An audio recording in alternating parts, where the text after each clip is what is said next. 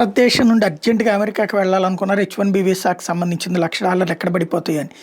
అయితే ఈలోపు white house చెప్పింది, ఇప్పుడు ఆల్రెడీ ఉన్న H1B వీసాల వాళ్ళకి ఏం $1,00,000 అక్కర్లేదు, లేదా రెన్యువల్ ఫీజు కూడా అక్కర్లేదు.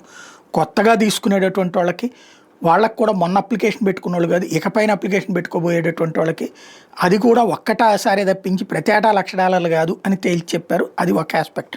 రెండోది వచ్చేటప్పటికి అక్కడ భారత్ పట్ల శత్రువులు భారతీయుల మీదన ఒక విద్వేషాన్ని రగిలించేటటువంటి బ్యాచ్ ఒక క్లియర్ కట్ తమ కుట్రను తామే వెల్లడించారు.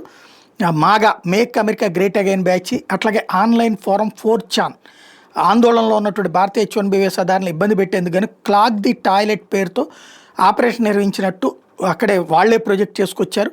దీంతో ఏదైనా సరే ఇప్పుడు ఒక విమానం టికెట్ బుక్ చేసుకునేటప్పుడు అబేయన్స్లో పెడితే 15 నిమిషాల సేపు ఆ టికెట్ మిగతా వాళ్ళకి కనబడదు. ఈలోపు మనం బుక్ చేసుకోకపోయినా మిగతా వాళ్ళకి కనబడదు. అట్లాగా వాటిని ఆపేశారు. తద్వారా డిమాండ్ పెరిగిపోతుంది. సీట్లు తక్కువ ఉంటే డిమాండ్ పెరిగిపోతుంది, రేట్లు పెరిగిపోతాయి. అట్లాగా 30,000 టికెట్ 80,000కి తీసుకెళ్ళింది తామేనన్నటువంటి విషయాన్ని చెప్పుకొచ్చారు.